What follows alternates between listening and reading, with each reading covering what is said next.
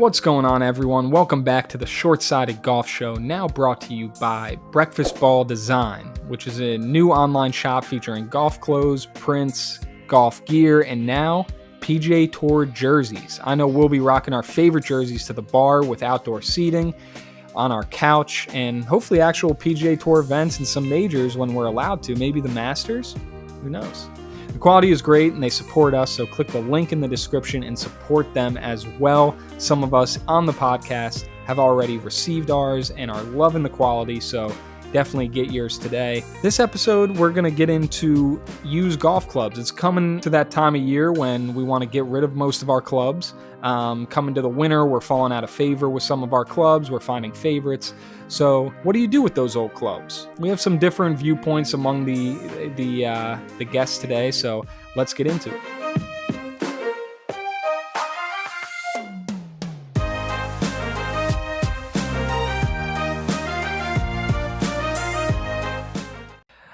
All right, boys, so let's get into old golf clubs, what we do with them. Obviously, we're getting into the winter months here coming up, which is kind of scary. I mean, not really. It's still it's September now. Actually, we kind of are, but depends golf where you season's live.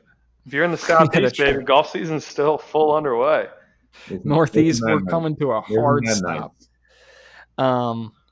But yeah, now we're completing the season. You're falling out of favor with some clubs. Some clubs are your favorite, but now you're starting to think, okay, going into next year, I need to get the juices flowing, get some new clubs. So what do you do with the old ones?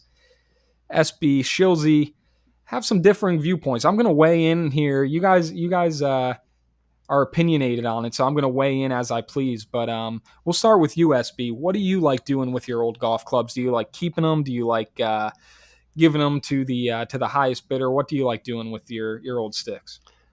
So, it's like when you break up with a girlfriend, right? It needs to be a clean break. If you keep her around, you keep following her on Instagram, you keep following her on Facebook, it's just as soon as you have a bad day with the new girlfriend, you're looking at that club when you pull in the driveway in the garage saying, you know what?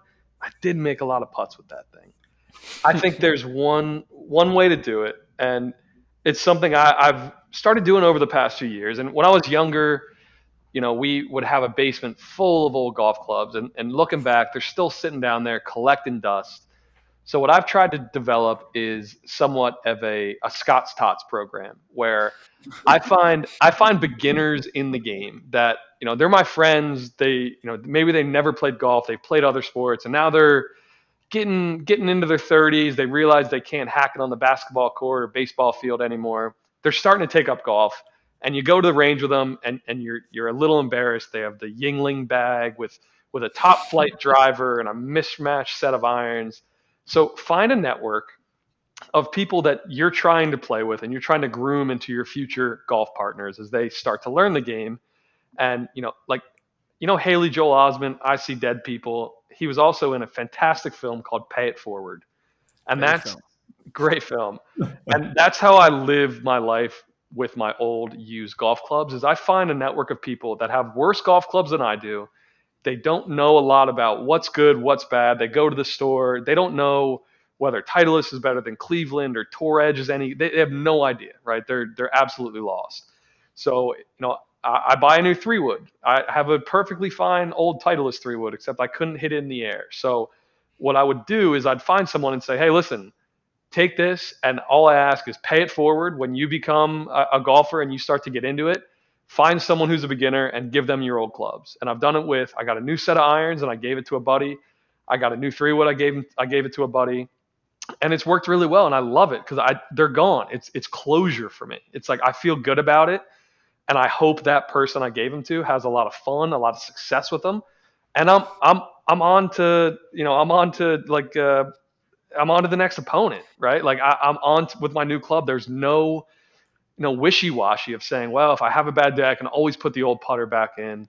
It's clean. It's a clean break, and I feel good about it. And hopefully my friends that I give it to, have fun with them and they get better as golfers. I think two good points to take away from that. A, you exert your dominance right off the bat for a new golf partner, so you're the alpha in that situation. Yep. And B, you always have the trump card. If you give them a 50 degree and on that 18th hole they have 108 in and they want to pull that 50, you always have the trump card to take it right on back, right Yeah, when they need it most. right. So I think it's a good way to always hold the upper hand in a golf relationship is too. Golf relationship. So I'm on board with that.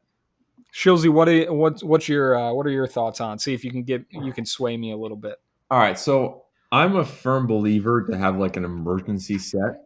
Um, and so like for me, I have a set of old clubs that are sitting in my apartment.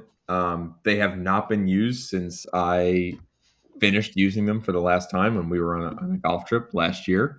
And I upgraded to some new irons and a new driver and a new putter and a whole bunch of different stuff. Um, but for instance, if JB, you were to come down to Philadelphia and um, say, Shills, you want to play a round of golf? Oh, wait, I don't have my clubs. Like, I have an Hmm. emergency set for you. So I'm a firm believer of the emergency set. So, God forbid, I have a friend in town or whatever, or even someone that like expresses some kind of interest in golf and I can like provide them with a set so they don't have to go through the process of renting a set or anything like that. Like I have that. The other Right. thing is I am a firm believer of touching a club every single day, whether it's one swing in your living room or you're playing 18 holes or you're going to like the range just to hit a couple balls. I have a living room club and a house putter. So like they're just around the house. I don't like giving them away. Maybe once I get to like the third generation of whatever clubs I'm on, I'll adopt SB's ideology of paying it forward to that point. But I don't have a basement full of clubs that is just sitting around. Um, I like being prepared. I like being able to handle if I have company and I have guests and friends in town. So I'm a firm believer of having an emergency set. But also like even in the wintertime and obviously we couldn't expect it, but like COVID time, like I got tremendously better at golf, in my opinion, just by like holding a club in my hand from the end of February to early May, and just being able to swing in a living room with like an actual club. So Right. Yeah, I would agree with that. And I think, like SB, being that we're brothers, we did grow up a little spoiled just because we had those garage sets at all times. Like when you come up from Atlanta, you played. We would play courses with garage sets, and sometimes you would play better with the garage set. But Yeah, it's always I nice beat to. you at your own club with the garage set, if you remember that. Eh, we'll see. We'll see a few asterisks on that scorecard.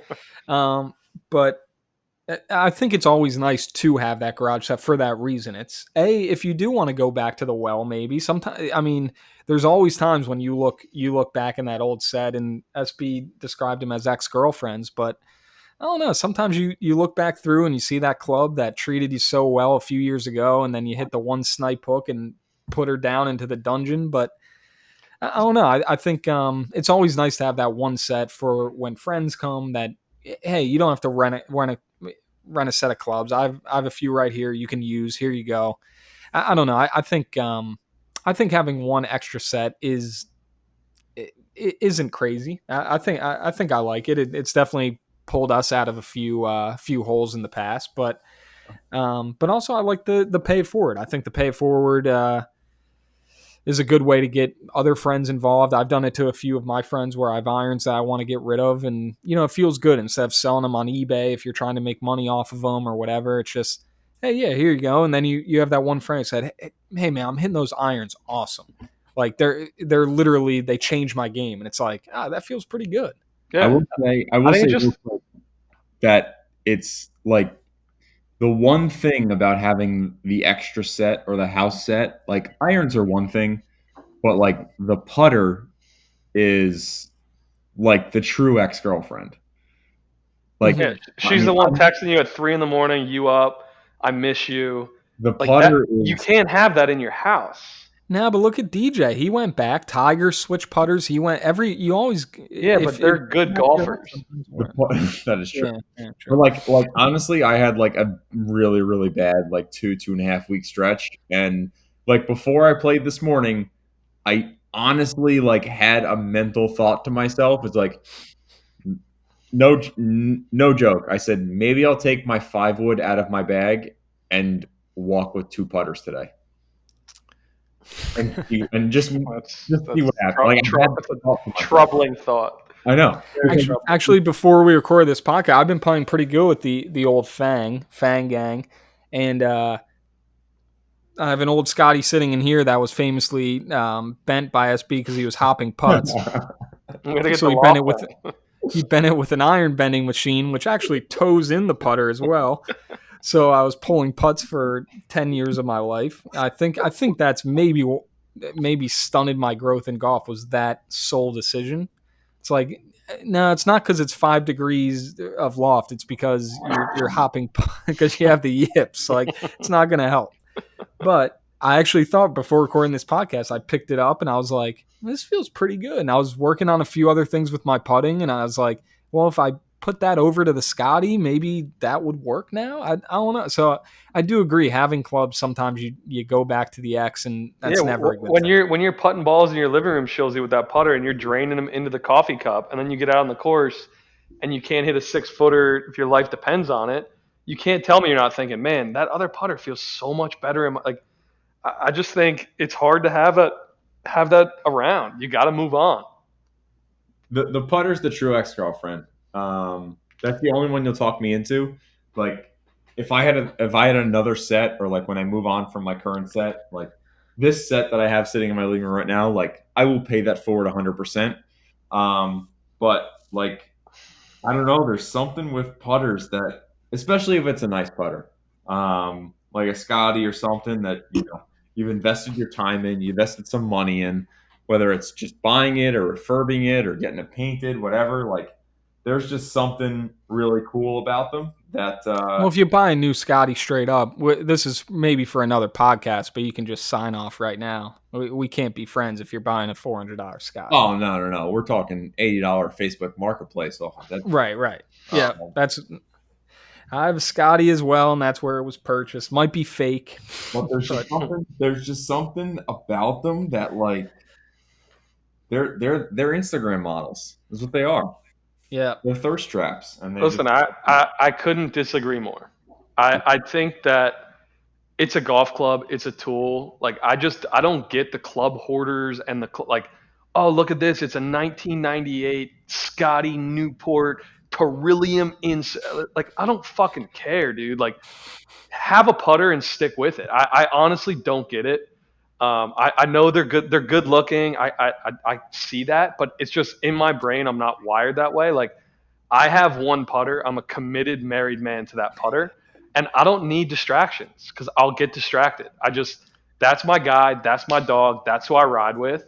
And if I make a change, I make a change, and it's wholesale. It's not dink and dunk. I'm going to buy 10 different ones and see how I do. You get one, and it's matrimony. It's holy sanctity. Like you can't be shopping around. I would agree. I think putters are the weird one where I think I would keep a putter around like I have my old putter, and I don't know, some putters I always throw in the garage or whatever just because I can't get rid of it. Because the thing is, if you can't, what do you do if you can't pay You it forward? you Do you live in an throw it? You apartment in don't throw it Hoboken. out. What kind of garage are you throwing it into? The parking garage? But I'm not going to be able to give it to somebody. So what do? Throw it out? You don't throw it out. You just keep it in, stock it away. I don't know if you can't trade. I mean, for me, if I'm buying a new driver, I'm probably trying to sell it on eBay. That's probably what my go-to is. If it's not a putter, I think a putter I'm going to keep around because We call that pay it backward. no, I give it to some lowly soul out there on eBay scouring the internet for just maybe a few shots. Yeah, you And Photoshop the pictures of, and then you edit out the top mark with Photoshop, and you sell it to this guy, this poor schlub. that was from a trick shot. That was from a trick shot. there's something personal about a putter. I'm sorry, like Yeah, there's something about a putter. I Yeah, mean, when you there have is. the yips, I think it's a little different. Though, Your too. current putter, there is. Your ex putter, no, you're done. You got to move on. but her number's still in your phone, dude. You got to get it out, delete it, block her. It's done. It's over. You got to think about it when you're laying in bed at night. You moved on for a reason, and going back to it, people don't change. Putters don't change. You gotta move on. Find your new horse and ride it. But people do. Putters don't change, but people do. People do. But I mean, I think it's easy for USB because you found your favorite putter model. You have the Odyssey. Is it the 9? I don't know. Do you even know what model your stupid putter is? I I do know not. ours is the 7. Yeah, we're S7 boys. Yeah, Yeah, we're 7. I got the little half mallet, the fill putter, and that's Yeah, what number is that? I don't know. Oh man. But see, but what I will say is like, because like you thought of getting a new putter this year, which we're talking about, you almost got it, but you would have just traded up. Like it's your putter, but just the newer technology. It's newer. It's Cleaner. maybe yeah, a Yeah. little cleaner looking. So it's like it still feels like the same putter. Like it's not like you're not going to go back to your old putter because it's basically the same putter. It's the Right. same length. It's the same. I'm dating her younger sister basically. Right. I'm trading in for the newer model. Her younger, hotter sister. She's getting a little long in the tooth. This sister's 26. She's cute. She, has a good job. I'm gonna trade up for that one, and then I'm gonna send the other one. I'll pay it forward to a woman's shelter. Jesus. No, see, I like that because, like, for us, it's like we have the Fang, but then you have There's always everyone who's switched to the full mallet. You always have the blade that brought you there, that got you there. That's 100% true because like no one ever enters golf as like a 25 handicap and says, "Yo, I'm getting a mallet." Right. Right. Right? Like it's always like Tiger uses a blade. 90% of the guys on tour use a blade. I'm gonna get a blade. Right. And like you Yeah. realize you suck and it don't work. And like you gotta make your way to the mallet. But that blade is that just she's the one that's sitting right there. Yeah. You wish you The could War of the Siren song. I hear it every night. I'm in my bed, just like, just waking up at 2 a.m. just hearing the Scotty singing. She's the one you Those wish you could blades, like remember, but you can't you've do it. never putted better and you've never putted worse with them. Mm. When you're on with a blade, I feel like it's the greatest feeling of putting of all time. Like when lightning strikes and you feel like you're hitting knocking balls into the ocean. But when it's bad, you like can't make a 3-footer. At least for me. At least a mallet like levels me out a little bit. Where like Mm. sure, it's not wild, crazy hotel sex every night. It's just like it's solid. Like I go to bed happy and I only 3-putted 4 times. It's not that bad. Like that's how I view the mallet. Is like it just kind of takes those bands of like standard deviation in a bit for mallet putters. Right. All right. Well, I think we're getting into par. I think that's a topic for another night, though, talking about putters. But I think from what we can garner from this conversation, putters are a little bit different. But other than that, I think for me, I think I'm more with the. I'm not going to say trade in, trade up because that is talking about maybe like going to Golf Galaxy and trading in, which is the worst deal ever, and never do that because it's the worst transaction in the history of I don't know finances. But it's like, yeah, we'll give you these irons you bought them last year. Yeah, we'll give them $15 for them. It's like I don't know how that works, but I think we can say putters are a little bit different. But other than that, maybe keep them around for a while and then Pay send forward, them on their pay merry way. forward your drivers, pay forward your irons and wedges, cherish your putters because they never know when they'll come and run them back to you. Yeah, I like that. It's a good sentiment to end on. Yep. You never know when they'll come back. They may wink at All you right, boys. and you're at the bar. You never know. Like you're down on your luck. You come home and just sitting there and There's a text message and it's like maybe it's meant to be. Hey, you back for Thanksgiving break? yeah, you up. You got a you up Yeah, from you up. your old Scotty at 2 a.m. You never know. You just got laughed at the by the entire 19th hole as you missed a 3-footer on 18, and you get that you up text. It's like, I am. All right, boys. It's been a good chat. I like this because I think this is one of the only ones we really disagree on. Well, you guys at least disagreed on, so I like that. Yeah, Agree to we're disagree. giving away this Agree to club like it's the disagree. Salvation Army out here. I mean, it just comes down to selflessness and how good of a person you are. I think. I think it's establishing dominance and when you can pull that rug out from under you. When it's just like, Oh yeah, 18th hole. Where's that 3-wood? It's like, I thought I had it in my bag a minute ago. It's like, oh, it's in SB's bag. Yeah, I It's must like, have yeah, gave it it's my away. 3-wood. There's just a receipt in my bag. It's like, yep, that's mine. I paid A for rental invoice. it. All right, boys, good chat. We'll get back to some new topics ASAP. Peace. See you. See ya.